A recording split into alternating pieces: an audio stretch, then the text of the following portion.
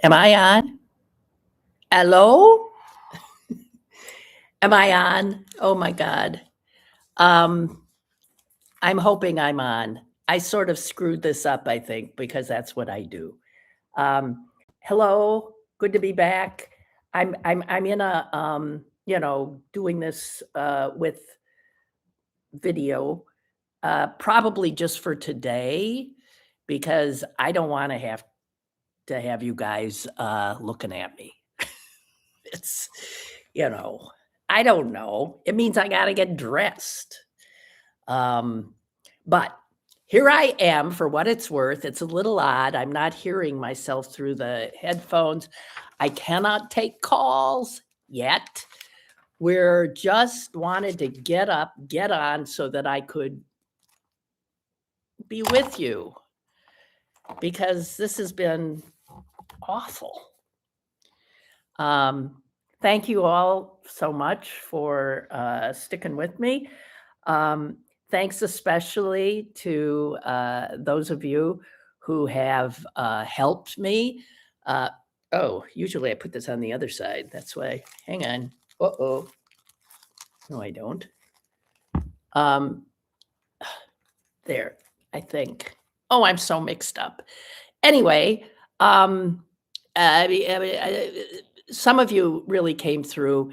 Uh, Art helped me get my list that of all your emails together. Um, and Stu, Stu, and Sean spent hours yesterday trying to get this so we could be together. I cannot thank you enough. Others, Jonathan, other people who've had Kurt, who've offered help. Thank you. That's all I can say. I don't know what else to say. Thank you. It's gratifying. The thing is, because I'm just on like this, I still, I think I've said this, still can't take calls. You know why I don't like the video? Because I'm looking at myself. I don't want to look at myself talking. It's disconcerting. I mean, even when you're on TV, you're not looking at yourself talking. You're just looking into a. So I don't think I can do this. I don't know what I'm doing. Anyway, so how wonderful. We're back. I can see you guys. I can see you in chat. And so maybe that's a way that you can, at this point, communicate with me. And we'll just try to get things up and running again because, oh my God. Oh my God.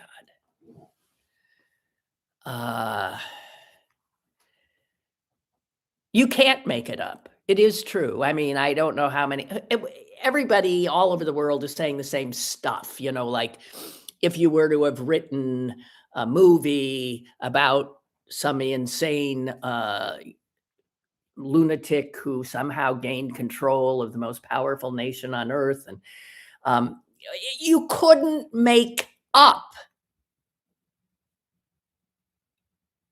what he's done, what he's doing on a, we used to say daily basis, and now it's hourly. It's like every few seconds you have to check back in to see if it's beyond belief, except it isn't. Except it's real. Oh God, I'm just sort of reading what you said. Oh, it's so nice to see you guys too. It's so nice. Oh man. So, I mean, another real. Look, I had a birthday Sunday. You know what? I'm 2 years shy of 80. 80. What? How did that happen? Do you know how much I don't feel like an 80-year-old woman? Well, because you're not. Just get ahead of myself here. But I always, when it comes to age, try to get ahead of myself. It helps. It always has helped me. But, you know, old women are supposed to disappear. This one, of course, is incapable of that, but, whatever. Guys, I've been so distraught. I'm like, I mean, I know that we're all I was saying to somebody, it's like we're an entire nation, suffering from post-traumatic stress disorder, except it's not post, it's present, it's future, it's we can't get out of this friggin' nightmare. We're mourning. We're mourning what we used to know as our country. We're mourning the loss of so much. It's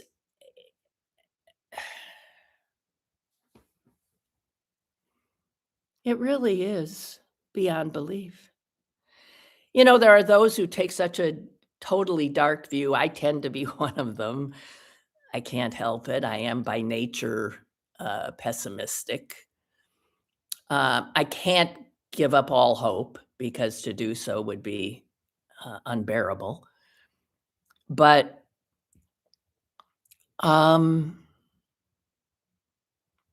Steve Schmidt, you know, one of the old, why do you know what? It's got me reversed. So I'm going like this because I want to be over there. God, I can't live in this world. Well, you know what? I won't have to much longer.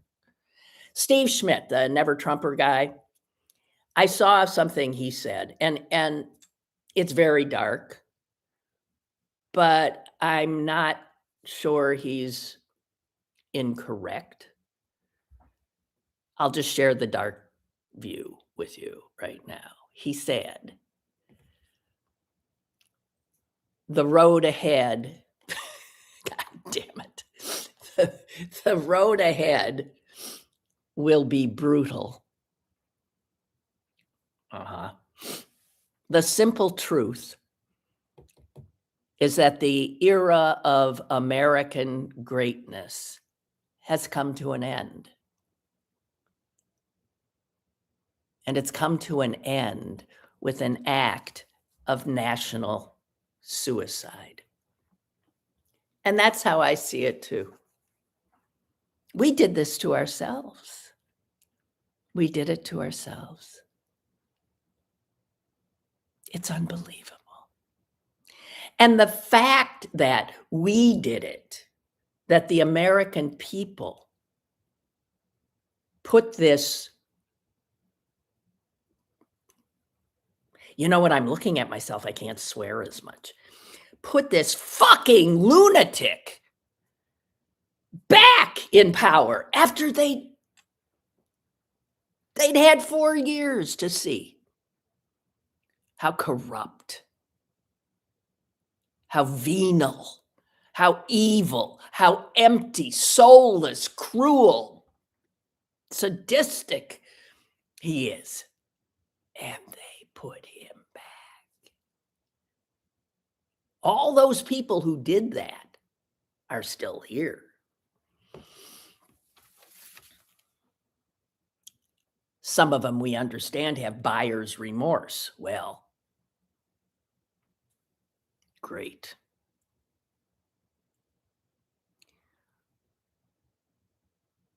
Do you know what I saw? The Department of Labor. I just have to, there's so much. Do you know what's happened since we talked last? We invaded a foreign nation, kidnapped their president. Yeah, he was an asshole, but yeah, and then said we're running their country. We can't even run our own. Running their country. Why? Because we want to take their oil, which our president says is actually ours. What the? We've invaded an American city and are holding it hostage and occupying it as a hostile entity. We are making war on our own people. We are now threatening war with our allies, with NATO, because we say Greenland belongs to us. I mean, this is it's insanity. It's you can't make am I repeating myself? Yes. Anyway, I interrupted myself. What I wanted to say is I saw this website for I think it's, yeah, it was the Department of Labor under this administration. And like a lot of the other websites of the cabinet positions now, if you go to them, you think you've fallen back into Germany in the 30s. They're using like Nazi visuals to represent America. So the Department of Labor has all these pictures out showing the American worker. They look exactly like what the Nazis put out. Every single American looks the same. Big, brawny, and blonde. America. This nation that became the wondrous thing it was because it took in so many and had this wondrous and has this wondrous diverse population. And on the Department of Labor's website, it literally has a 1, 2, 3 phrase.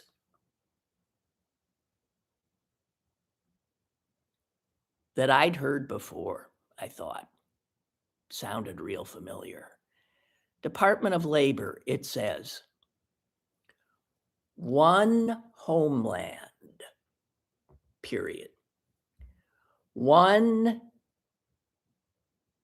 people, I think, is the next one. One heritage.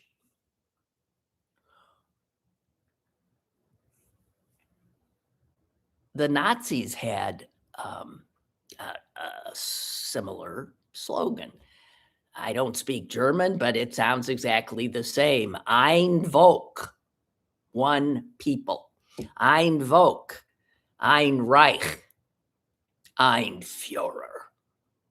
And now our labor department, America's labor department, is putting up one homeland, one people, one heritage, and it ain't anybody but white peoples. Oh my God. So another quote from another guy, happily now dead because he didn't live to see it, Sinclair Lewis,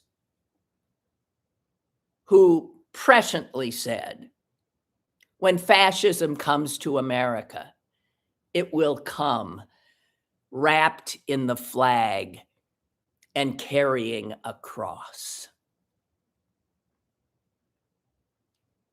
Yeah.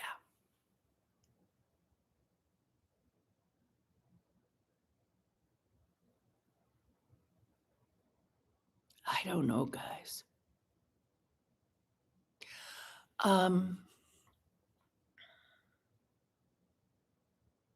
There's so much obviously to talk about. I don't know where to start. Okay. I want to read something that Jeffrey Goldberg, who is the editor of The Atlantic, wrote, because I think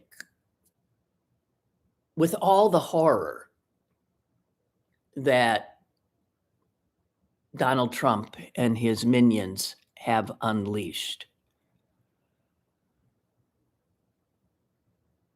the thing, I said we could do a whole show just doing adjectives that describe him. I mean, adjectives and nouns, right? Because I saw somebody just put up, Watchman just put up here, monster. Yeah, because he's a monster. And what he has taken from us is so so much. Hang on, I unplugged my. But Goldberg focuses on one thing that doesn't get mentioned as much. But I think it's one of the things that so repels me and makes me wonder how any good person could have ever voted for him the second time around. I'll give him a pass on the first term. How any person with any sense of morality, goodness, whoever even went to church for one day could vote for him. Goldberg says, we have been watching indecency triumph. Indecency. We have been watching indecency triumph in the public sphere for more than 10 years now. And Goldberg says, he starts it from, since the moment Trump denigrated and scoffed at John McCain's war record. Remember that? Yeah. That was the tell. And okay, so then I'm not going to absolve the people who voted for him in the first term. How could somebody vote for a man who denigrated an obvious, clear American patriot?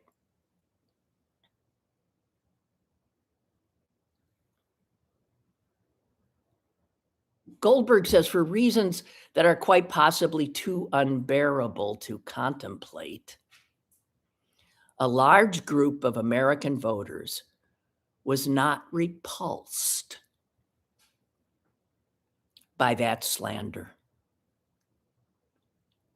They were actually aroused by it.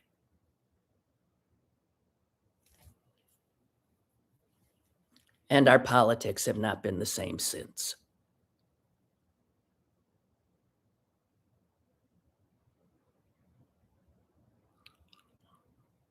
I think he's nails it. And he says, of course, much has been said about Trump's narcissism, his autocratic inclinations, his disconnection from reality, but not nearly enough has been said about his fundamental indecency. And that's the character that undergirds everything he does and says. And it is why, having chosen him, the American people have chosen to commit national suicide.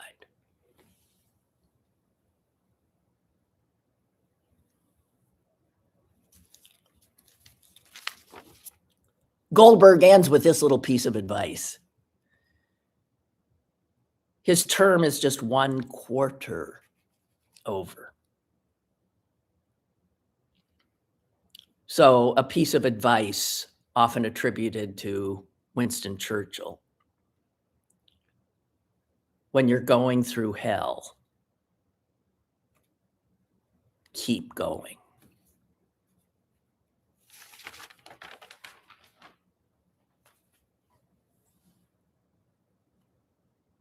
So you guys have missed your daily dose of total depression. I have a friend who is a sometime listener because she tells me she can't take it. She said, and it's not just me. She says, I can't take the news. I can't take. I understand. I totally understand.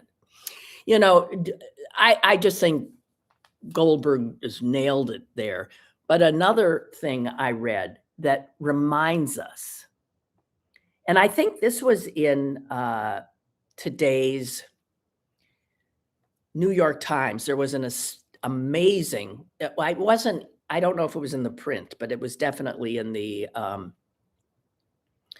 online. And it is a horrific catalog of how he has enriched himself and his family in the presidency. To the tune, and they've got the numbers and where, when, and I really, this is journalism. To the tune of $1.4 billion. And they say that's definitely low ball. But they point something out. They contrast, and again, this shows how much we've lost. They contrast this bastard's conduct and denigration of his office and of all of us by contrasting him with another man who held the office in my lifetime, but I'm old, Harry Truman. Okay. But see, and this worries me because younger people won't have these memories of what presidents used to be. Whether you agreed with them politically or not, there was a standard that was hewed to. Blue, are you still here? Here, I'll show you my dog. Blue, are you still here? Yeah? Your walker hasn't come. She's probably waiting. Oh, he's going to go see. She's probably waiting for it to warm up a degree. Okay. Harry Truman, the New York Times reminds us. When President Truman left office in 1953, he didn't even own a car. He and his wife, Bess, returned to Missouri by train and lived for a time on his Army pension from World War I. He was offered jobs. He refused to take any that he regarded as commercializing on his public service. Now that's something that has definitely gone.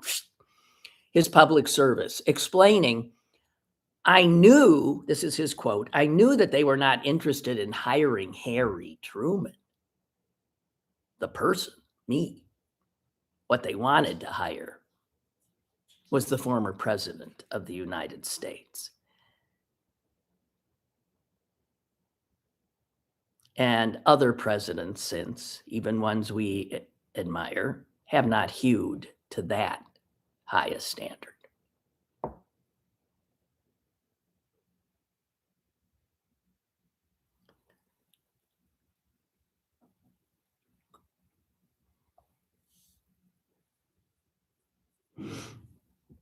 The Times uses the adjective brazen for Trump's avarice in office and his obvious desire to monetize his power personally as much as he can. And so, and they say this, and this is, of course, the thing, and it is impossible to know how Trump makes official decisions, in part or entirely because he wants to be richer. A culture of corruption is pernicious because it is not just a deviation from government in the public interest. You know how quaint this all sounds now. It is also the destruction of the nation's democratic legitimacy.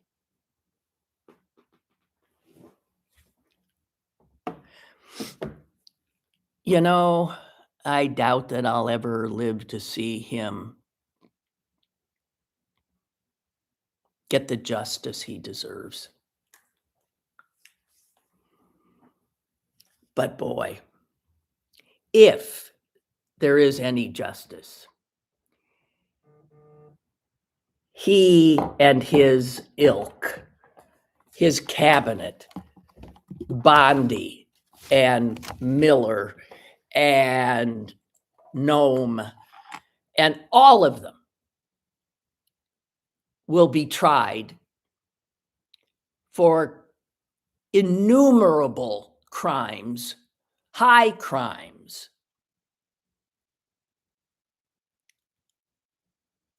And treason should be one for the destruction of our nation.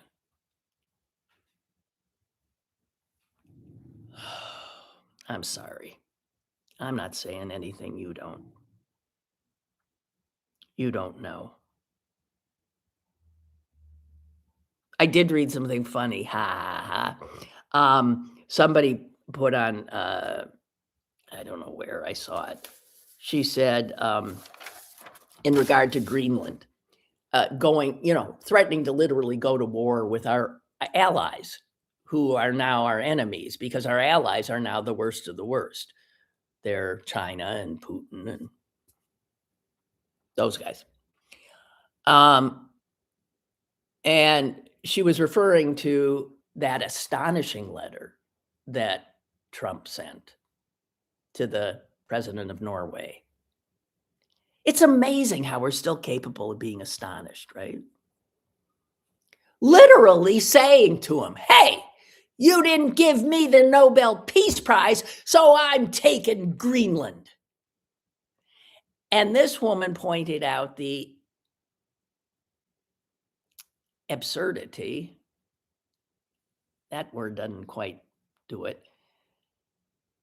Because taking Greenland would threaten the entire world order and threaten, a world war. And she said, starting World War III, because you didn't get the Peace Prize you wanted, is the most Kurt Vonnegut ending to humanity you could imagine. Again, it's like if someone wrote a book that the world ended because a crazed lunatic started a global conflagration because he was in a snit for not having been awarded the Peace Prize. You can't make it up.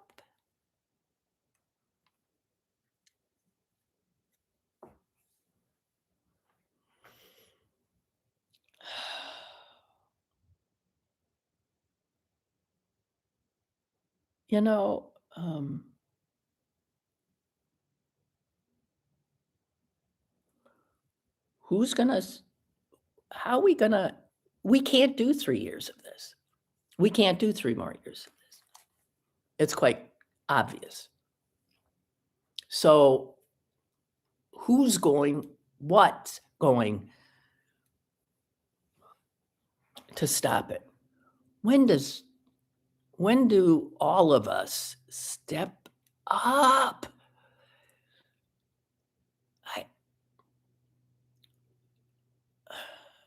Let me look at some of what you've written. A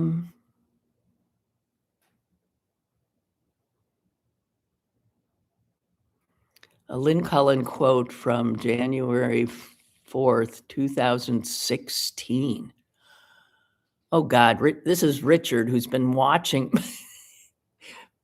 old shows. Okay.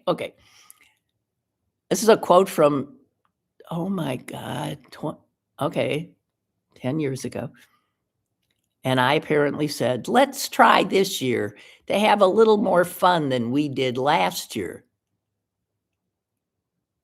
Oh my God. Wow.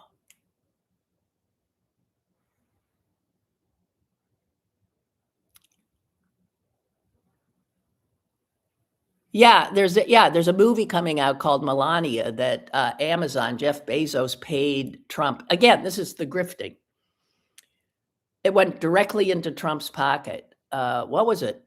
Over $20 million for the right to make a movie? I mean, you can't make up the grifting. You cannot even imagine. The New York Times piece talked specifically about how all the money media companies have put in his pocket. This insane thing he started up, this board of peace. Yeah, board of peace that's supposedly supposed to, I guess, make Gaza into Saint-Tropez, and how in order to be in it, you got to give him $1 billion effing bucks. And how he's taken the money, oil money out of Venezuela, and he's already got it in an offshore account in Qatar. You can't make it up.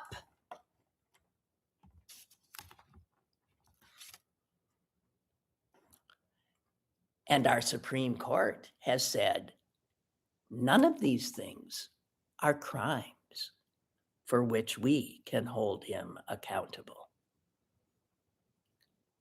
John Roberts, you will go down in history as the most destructive Chief Justice in the country's history. And there have been some doozies.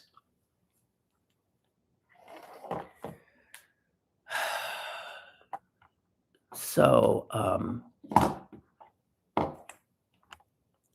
damn it, stay in there. Okay.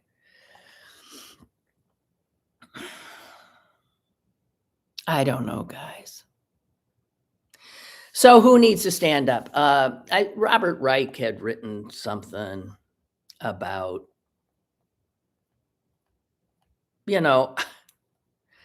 how he's waiting for these whole sectors of the country, powerful sectors, to be heard from. And it's too much crickets. What will it take? He has a private army that's shooting Americans in the face in public and then telling us, well, okay, religious leaders need to stand up like they haven't stood before. When you look at like Dr. King, I watched a wonderful documentary about him yesterday. The power of religion used for good, as opposed to in the service of fascism, which so many evangelicals are doing, and others, cannot be understated. I saw in the news today that 3 more American bishops have come out, Catholic bishops have come out. But, you read what they're writing, and it's also, I know, the Pope is condemned, but these people don't care. This is nowhere near taking a fly swatter to a knife fight. It's until we learn how to fight. But all of these church groups need to speak out with unbelievable authority. They need to call for his impeachment. They need to call for the 25th Amendment to be Is it the 25th Amendment? We need people to stand up and say, we can't do 3 more years of this. He is a danger to us and to the world. How about all those nonprofits like, that always keep their sort of neutrality, like the League of Women Voters, Common Cause, the Salvation Army? How about them stop dropping any pretense and saying, this guy's got to go? How about if they all come together in some mass? How about the American Bar Association, the American Medical Association, the National Education, all of the professional groups?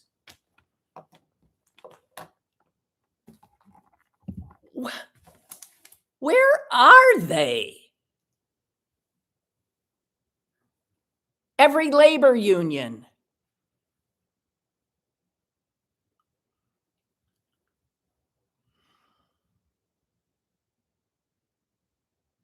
I mean, Robert Reich says, everyone has to stand up and use their voice and what power they have and what influence they have, because there is no other fight.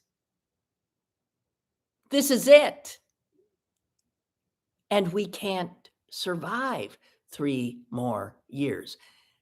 This son of a bitch mused out loud the other day, as you know, that we probably shouldn't have a midterm election.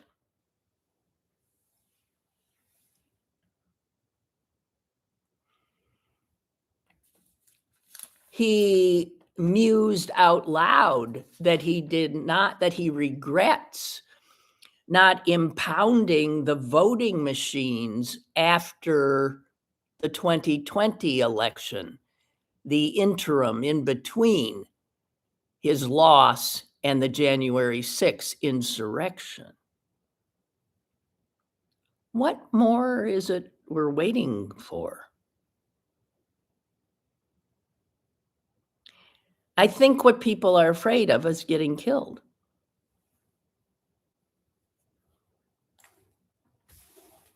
Because they will. People are going to die.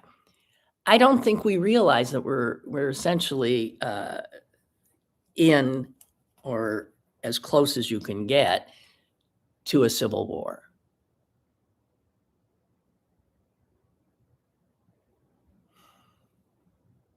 I don't know.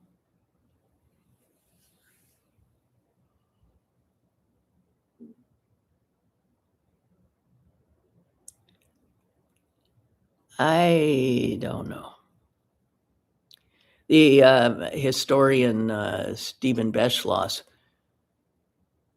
posted, gosh, if only there were a constitutional mechanism for removing a president who is mentally ill and unfit to serve.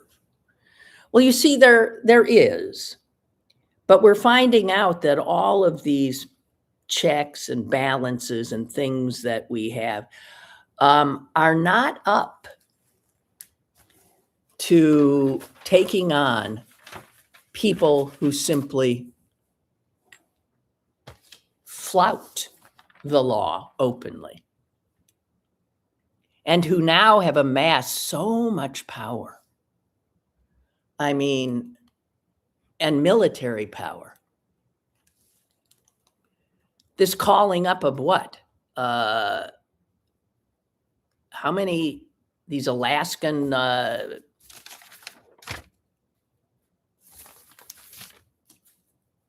mean, they're seriously going to take, they're going to occupy Minneapolis. He's got 1,500 American troops packed up, American troops who are adept at dealing with frozen climes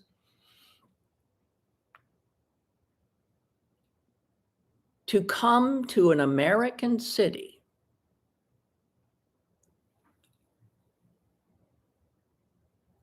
where there is no insurrection, where the only violence anyone can see with their own eyes is violence perpetrated by the federal government.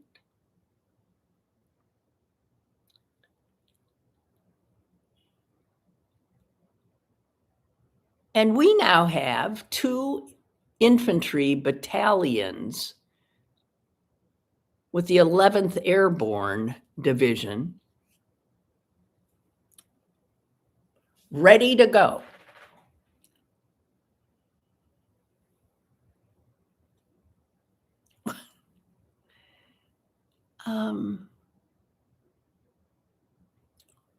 If that were to happen, what do we do?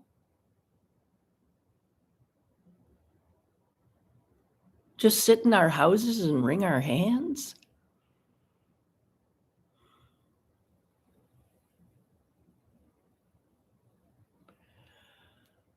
Oh.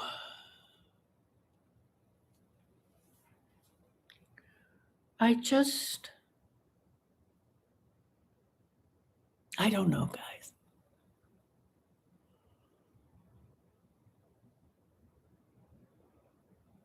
I do know that what we are doing, you, me, it ain't enough. And I'm wondering if what we're prepared to do also is not enough. And so it will fall on us, the destruction of this promising national experiment in self-government. I do want to say this, that we've got to start thinking now about how we are marking July 4th, the 300th anniversary of the Declaration of Independence, where Americans took on a despotic sovereign. There is no way we can celebrate that because we are in the same place as they. And they weren't celebrating anything. They were courageously standing up to a force much bigger and more powerful than themselves. Anyone, and this is where the institutions need to not go through the bullshit or take part in any of regular July 4th crap. We should dress in black, hang our flags upside down, stand in mourning.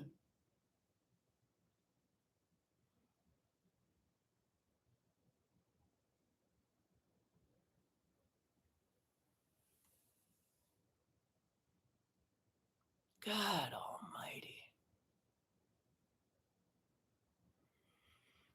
Okay. See, one of the things, you would think back in the day, I used to have 3 hours on the radio. And I'm thinking, how the hell did I ever fill that? Because we didn't live in an insane asylum then. And, the news was just right. As you know, any given hour in this country now is just, we learn of some other just horror. And I find I have trouble filling 1 hour because I am, like so many of us, in somewhat of a state of paralysis, of numbness, of why should I bother even like when, what newspapers still exist are filled with people saying much more eloquently than I am yapping off the top of my head, the horror of it. I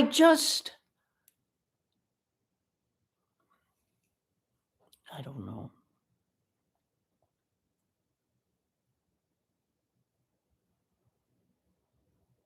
They're saying 40 million Bezos paid for Melania. Somebody told me they were in a movie theater when the trailer for Melania, it's gonna be in movie theaters, when a trailer, was shown and the place started booing. Yeah, well.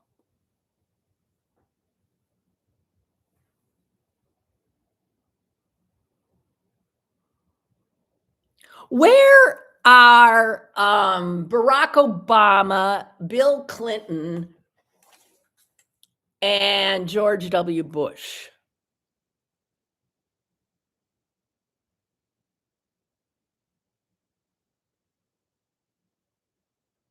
Why are the 3 living presidents? Am I forgetting any? I don't think so.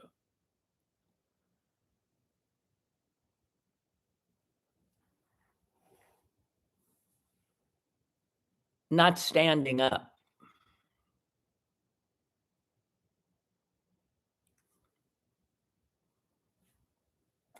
Boy, are we being let down. Ugh. I don't know.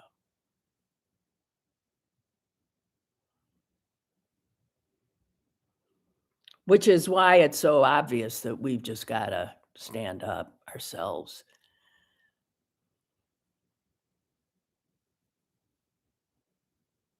I remember early on in, this saying that maybe it's old ladies like me who need to be on the front line because in my naivete, I said, "They won't beat up old ladies." They won't club and pepper spray and shoot old ladies. Oh, yes, they will. But then I was thinking, but old ladies have lived lives. So, yeah, are we willing to? I'm trying to think of that. We're the ones, the old people. I think we're most responsible.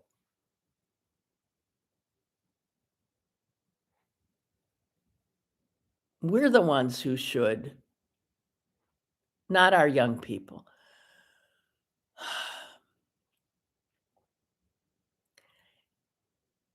If a few thousand old Americans were mowed down, people they couldn't denigrate as, domestic terrorists, really. Little old ladies from church and yeah, grandmothers. Maybe that kind of a thing would be the catalyst necessary.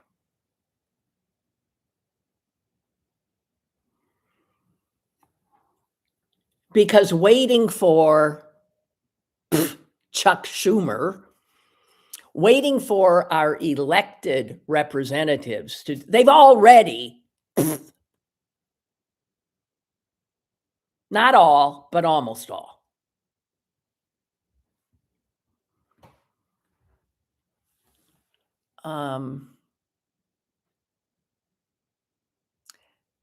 My fear is that the success of this nation, the wealth of this nation has, resulted in a, a citizenry that is soft. We're soft. We're comfortable. And, you know, the leaders know it. They know it. Sorry, excuse me. And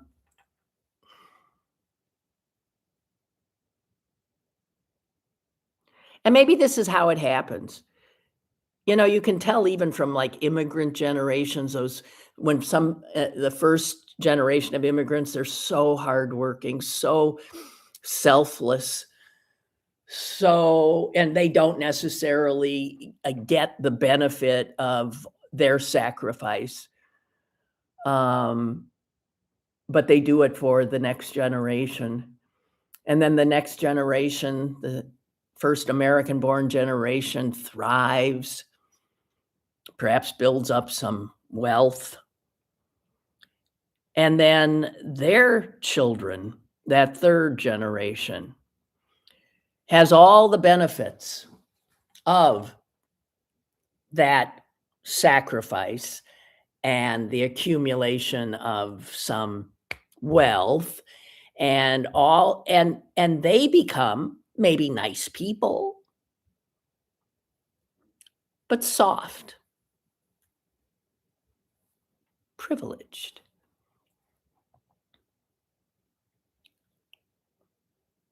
And I do think that's true. I see it in my own family.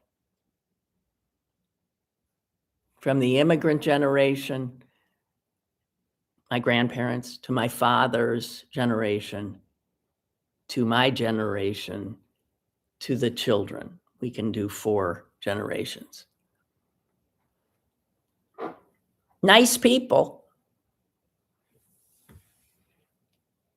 but comfortable. I don't know.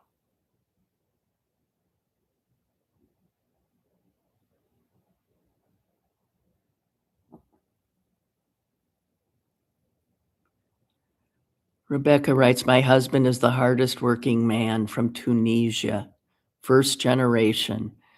My kids see his sacrifice and dedication. Yeah. Well, good. But 2 generations in, that gets lost. It does.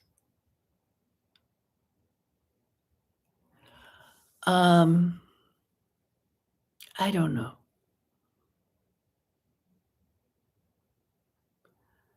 I really think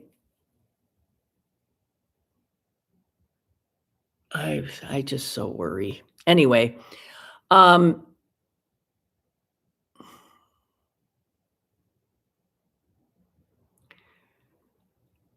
there's a quote I saw from de Tocqueville, the Frenchman who came to our country in its infancy and observed the Americans of that day and wrote about them in a way that still is, well, it's good to read, good history. But there's a quote, and I don't know if I'm going to be able to find it. There is a quote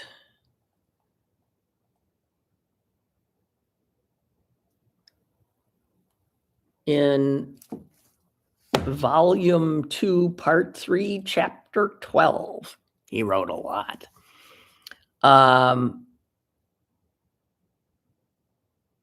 And he said this.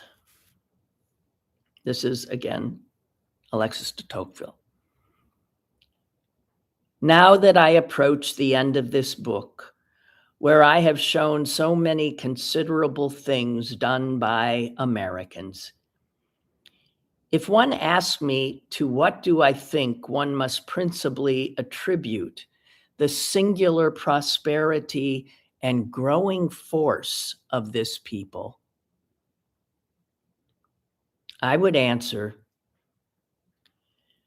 that it is to the superiority of its women.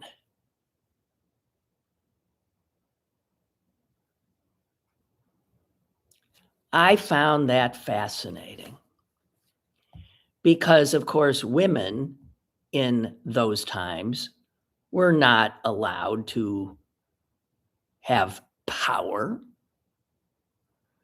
But as he looked at this country, obviously, he was taken by what he called the superiority of its women. And I think now of how when you look at who brought Donald Trump to power, yeah, there were some women.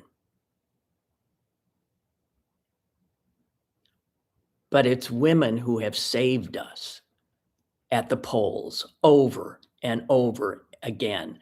Women, Black women especially, white women, yeah, Black women.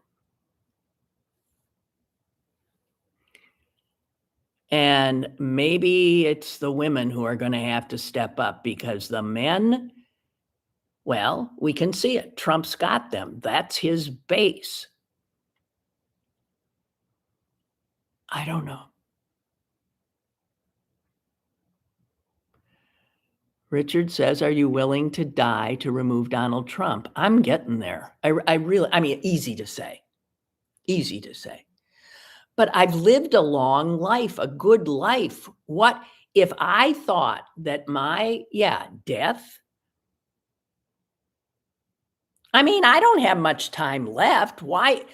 What a wondrous thing to have your end be a potential beginning of something good, or your end to also speed up the end of this destructive, despotic regime.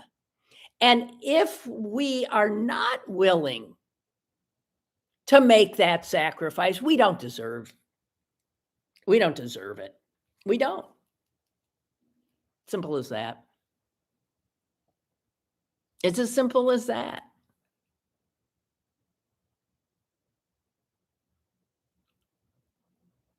What is the choice?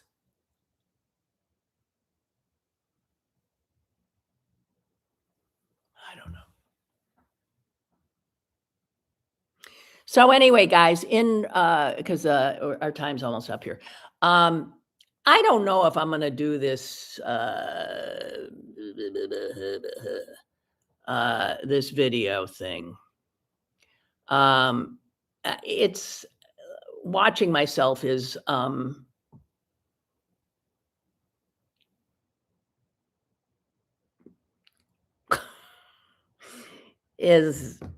it's distracting, is what it is. I did it because I could today, and I also wanted, I guess I always could have done it, but I wanted you to see I'm back, I'm alive, kind of. And I don't know. But yeah, I also don't want to have to, comb my hair.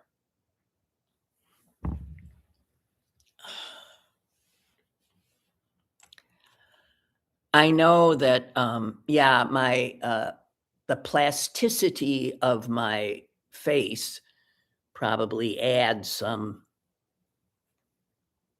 something for your pleasure, but not mine. It's hell looking at myself. I mean, I'm not, well, when you get old enough, you look at yourself and you think, why is that one eye drooping? And what happened to my eyebrows? And is my nose actually growing? Yeah. So, whatever. But I could, somebody said I can just, right? Just put something over little thingamajig. I don't know what I'm gonna do, but I'll try to do this again tomorrow. I almost screwed it up this morning. I was really not sure I was getting on. I think I screwed something up a little bit here, but I'll do my best and spread the word. I told as many people as I have access to that I'm back, not totally, but back, and will these wondrous beings, Stu, who helped get me to this point, are going to use their prodigious brains to see if we can maybe pull it back all together, but in not quite as convoluted and complicated a way as it was. And I just want to say this about the good people at City Paper, Kevin Shepherd, especially. He has lost his job. He worked for them for 100 million years. And that he took time to do everything he could to, help me make this transition. I I can't tell you how much it means to me. I mean, I'm gonna start crying. And my heart goes out to those at City Paper and at the Post-Gazette. That's another subject we need to talk about is journalism and the city. This is what helps the fascists. And it's just one more sign that things are coming apart. But people like all you guys who stepped up to help me when you didn't have to, there's so many good people.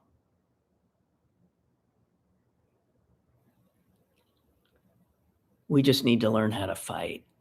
It's not in our nature, but we need to learn how to fight. Okay, guys, I don't have any intro. I don't have any outro. I don't have a disclaimer saying everything I just said I don't agree with. I take no responsibility for. So I guess I'm just gonna, a little button here that says end stream.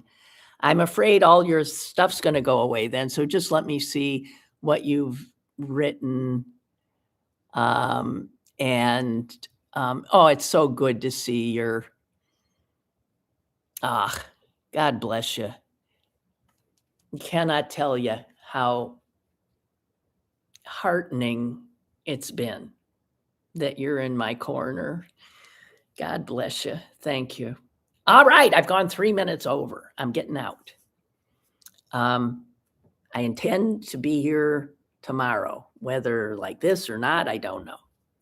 We'll see how I'm feeling. Okay. I love you. I really do love you. Toodaloo.